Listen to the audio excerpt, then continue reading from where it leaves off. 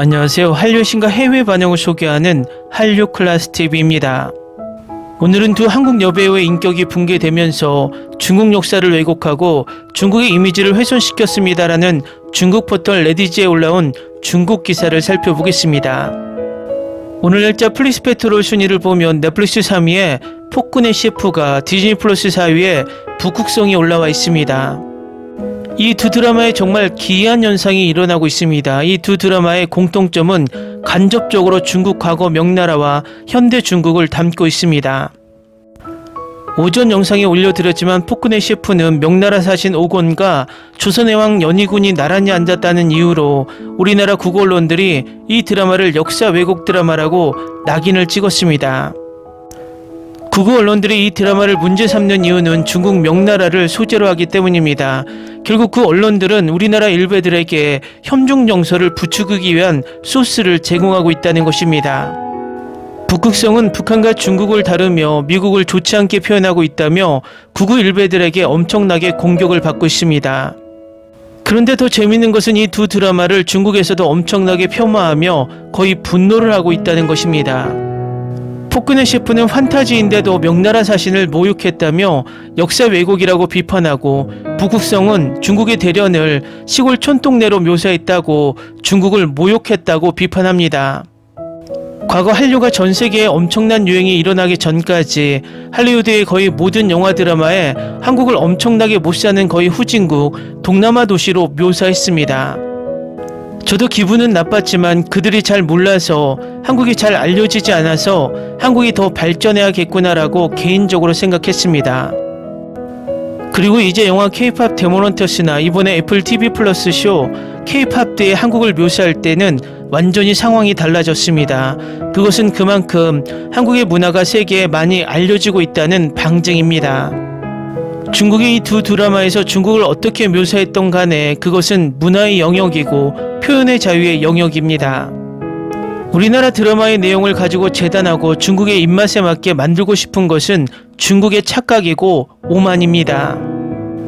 더 중요한 것은 넷플릭스와 디즈니 플러스 모두 중국에서는 서비스가 되지 않는데도 이 드라마의 중국 묘사를 비판하는 것은 그들이 도둑질을 해놓고 도둑질한 물건이 마음에 들지 않는다고 불만을 한 것과 같습니다. 그들이 한국 드라마의 내용에 불만이 있다면 정당하게 돈을 지불하고 떳떳하게 보면서 주장하는 게 맞습니다. 위에서 언급했지만 폭군의 셰프는 판타지 드라마이고 그 역사는 모두 스토리를 진행하기 위한 허구의 배경에 불과합니다. 중국인들이 이 역사 배경을 손가락질하는 것은 중국의 자랑 너자투 속 주인공이 어떻게 도수를 부릴 수 있고 날아다닐 수 있느냐라고, 이것은 사실 왜곡이다라고 주장하는 것과 같습니다. 또 북극성 속 중국의 달인의 모습은 그것을 보고 느낀 제작자가 그렇게 느꼈기 때문에 그렇게 묘사하는 것인데, 우리 드라마가 중국 홍보 영화도 아니고 중국의 도시를 똑같이 구현할 의무는 없습니다. 아마도 중국인들은 미국의 K-POP 데모넌터스에서 서울을 묘사하듯 한국 드라마에서도 중국을 그렇게 묘사해 주길 바랬나 봅니다. 가장 중요한 것은 K-드라마가 전 세계에서 엄청난 영향력을 끼치기 때문에 중국의 묘사를 엄청나게 신경 쓰는 것입니다. 만약 K-드라마가 한국에서만 방영된다면 중국인들은 이렇게 노심초사하지 않았을 겁니다. 일단 중국 언론의 기사를 살펴보겠습니다. 옛날 옛적에 전지현과 임윤아는 중국 관객들의 마음속에 한국의 여신으로 자리매김했습니다. 전지현은 드라마 별에 세운 그대에서 천송이 역을 맡아 아시아권에서 큰 인기를 얻었고, 임윤아는 신선한 이미지로 많은 중국 팬을 확보했습니다. 하지만 이 두 톱 여배우는 최근 중국 시장에서 전면적인 반발에 부딪혔습니다. 두 사람이 주연을 맡은 새 드라마는 역사 왜곡, 중국 모욕, 도발적 표현 등으로 비난받으며 여론의 쓰나미를 일으켰습니다. 주목의 중심에서 수천 명의 사람들로부터 비난을 받는 존재로 변모한 그녀들의 인격이 이렇게 붕괴된 이유는 무엇일까요? 역사 조작, 한류로 위장한 문화적 도발. 제가 가장 먼저 말씀드리고 싶은 것은 중국 관객들이 실제로 이 두 한국 여신에게 깊은 감정적 투자를 하고 있다는 것입니다. 전지현은 2001년 드라마 엽기적인 그녀부터 중국 시장의 두각을 나타내기 시작했습니다. 2013년 드라마 별에서 온 그대로 그녀의 인기는 절정에 달했습니다. 당시 중국 관객들은 그녀에게 실제 돈을 기부하며 진심 어린 애정을 보여주었습니다. 임윤아의 성장 궤적 또한 눈부십니다. 소녀시대 멤버로 데뷔한 후 2016년 중국 드라마 조자령전에 출연하여 유쿠 플랫폼에서 100억 뷰를 돌파하는 놀라운 기록을 세웠습니다. 뿐만 아니라 중국 팬들과 더 잘 소통하기 위해 그녀의 프로페셔널한 태도는 큰 호평을 받았으며 중국 팬들은 그녀를 유나라는 애칭으로 부릅니다. 하지만 오랜 세월 쌓아온 호의가 놀라운 속도로 사라지고 있는 듯합니다. 관객들은 그들의 신작이 왜곡된 역사관을 제시하고 중국을 모욕하는 내용을 담고 있다는 사실을 알게 되자 실망감은 곧바로 분노로 바뀌었습니다. 두 가지 논란의 여지가 있는 작품을 심층적으로 분석한 결과 문제의 심각성은 표면적으로 나타난 것보다 훨씬 더 크다는 사실이 드러났습니다. 먼저 임윤아 주연의 폭군의 셰프에 대해 이야기해 보겠습니다. 이 드라마는 역사적 배경을 조선 요리사들에게 배우기 위해 고개 숙여야 했던 명나라 요리사들의 모습을 묘사하는데 이는 역사적 사실과 완전히 어긋납니다. 명나라 역사서에 정확하게 기록된 바에 따르면 조선은 오랫동안 명나라의 속국으로 존재했으며 심지어 나라 이름도 명나라 태조 주원장이 지었습니다. 국립중앙박물관이 소장하고 있는 조선왕조실록에도 조선시대 요리기술의 발전이 중국 음식 문화의 영향을 깊이 받았다는 사실이 명확하게 기록되어 있습니다. 게다가 명나라 사신이 한국 음식이 입맛에 맞지 않는다고 말하자 국중 조선왕은 실제로 공개적으로 굶어 죽게 하라라고 명령하기도 했습니다. 이건 정말 어처구니 없는 일입니다. 역사적으로 조선왕이 명나라 사절에게 이런 식으로 말할 용기가 있었다면 명나라 군대가 곧 그들의 문 앞에 도착했을 것입니다. 한국은 이전에도 폭군의 셰프와 같은 반명나라 드라마를 많이 제작했지만 더욱 분노스러운 것은 주연배우 유나가 그런 대본을 기꺼이 받아들였다는 점입니다. 임윤아는 중국과 중국 문화를 사랑하는 것으로 유명한 한국 스타였습니다. 이 레이블을 통해 중국에서 엄청난 돈을 벌었죠. 이제 그녀의 지위를 생각하면 대본의 주제에는 영향을 미칠 수 없더라도 대사 쓰는 데는 간섭할 수 있지 않았을까요? 영화사가 제공한 대본에만 온전히 따라가고 역사적 사실을 무시하는 것은 전문가로서의 실패이거나 오판입니다. 어쨌든 중국인으로서 우리는 그러한 전문가적 태도에 저항해야 합니다. 게다가 임윤아의 반명나라 드라마가 역사 왜곡이라면 전전의 또 다른 드라마는 현대 중국을 완전히 비방하는 것이어서 더욱 용납할 수 없습니다. 전전의 새로운 드라마는 얼마나 터무니없을까요? 전전의 북극성은 또 다른 경계를 넘나드는 모습을 보여준다고 할 수 있습니다. 디즈니가 650억을 투자해 제작한 이 드라마는 여러모로 흥행에 성공했습니다. 극중 전전이 맡은 캐릭터는 중국이 전쟁을 선호한다고 공개적으로 선언합니다. 이는 평화적 발전을 고수하는 중국의 국가 이미지와 완전히 상반됩니다. 그뿐만 아니라 이 드라마에서 중국을 모욕하는 대사는 거의 전부 전전 한 명이 직접 말하고 있습니다. 드라마에서 그녀는 중국을 군국주의의 국가로 생생하게 묘사하는데 이는 사실과 역사에 전혀 부합하지 않습니다. 예술적 해석에서도 이러한 관점은 등장해서는 안 됩니다. 게다가 이 시리즈는 시각적 표현 측면에서도 심각한 문제점을 안고 있습니다. 제작진은 의도적으로 현대 중국 도시 대련을 빈민가로 묘사했습니다. 이러한 접근 방식은 예술적 창작의 필요성을 명백히 넘어선 것입니다. 실제 데이터에 따르면 중국 북부의 중요한 항구 도시인 대련은 2024년 GDP가 1조 위안을 돌파했고 도시 주민의 1인당 가처분 소득은 6.8만 위안에 달했습니다. 드라마에 등장한 황폐한 장면들은 나중에 홍콩의 판잣집 마을에서 촬영된 것으로 확인되었습니다. 꽃과 나무를 옮겨 심은 이 기법은 제작진의 의도를 여전히 드러냈습니다. 이에 중국 시청자들은 빠르고 단호하게 반응했습니다. 더우반 플랫폼에서 북극성의 시청률 변화가 대표적입니다.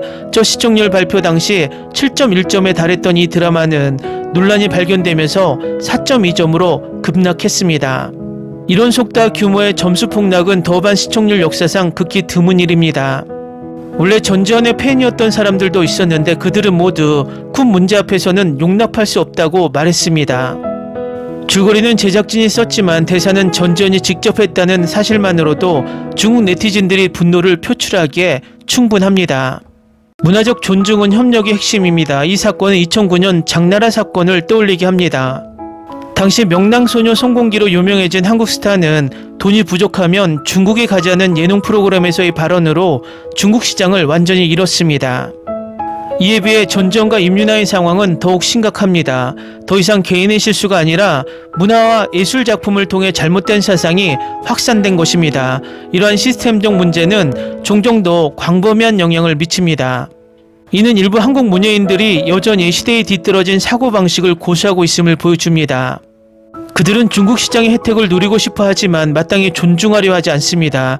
냄비를 깨고 먹는 이러한 행위는 현대 국제문화교류에 도움이 되지 않습니다. 진정한 문화교류는 상호 존중을 바탕으로 이루어져야 합니다. 역사를 왜곡하거나 다른 나라의 문화를 폄하하여 자국 문화를 높이려는 행위는 용납될 수 없습니다. 평등 상호이익 윈윈 결과의 원칙을 고수해야만 지속가능한 문화교류의 협력이 이루어질 수 있습니다.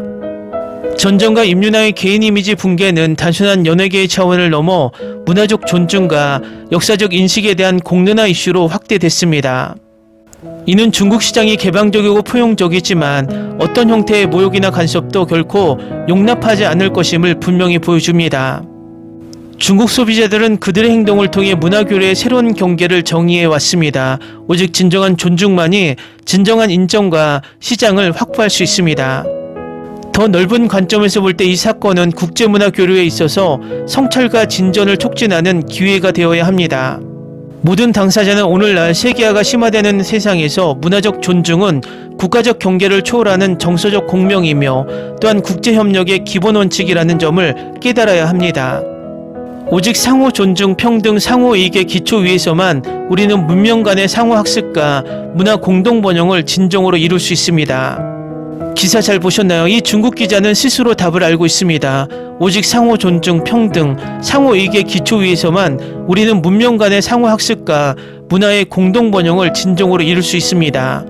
그동안 중국은 우리 드라마를 베끼며 상호 존중을 이야기하고 있고 우리나라를 소국으로 폄하하며 평등을 이야기하며 한한령을 내려 우리의 이익을 막으면서 상호이익을 이야기한다는 것이 모순입니다. 상호학습과 문화의 공동번영은 이따위 자괴감에 빠져 한국 드라마를 비판하는 기사에서 나오는 것이 아니라 상호학습을 베끼는 것으로 생각하고 공동번영을 두려워해서 한한령을 내리는 중국이 할 소리는 아니라는 것입니다. 중국은 양국 간의 발전에 대해 이렇게 잘 알고 있으니 먼저 실천하는 일만 남은 것 같습니다. 한류클래스TV는 한류 외신과 해외 반응을 꾸준히 쫓아가 보겠습니다. 재밌게 잘 보셨나요? 여러분의 구독, 좋아요, 댓글, 알림 설정은 컨텐츠 제작에 큰 힘이 됩니다. 그리고 항상 하시는 일마다 대박 나시고 행복하시길 바랍니다.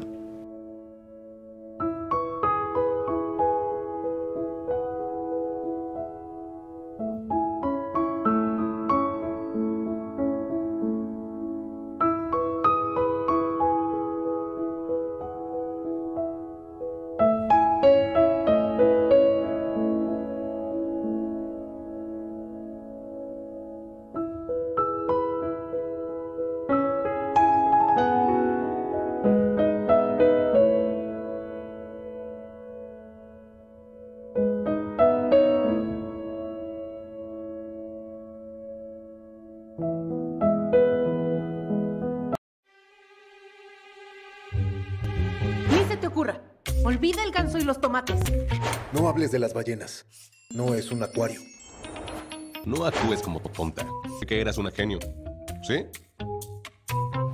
No vayas a presumir, a la gente no le gusta eso. Y no digas cosas sin sentido. Y bueno, ¿minamos? Hasta pronto.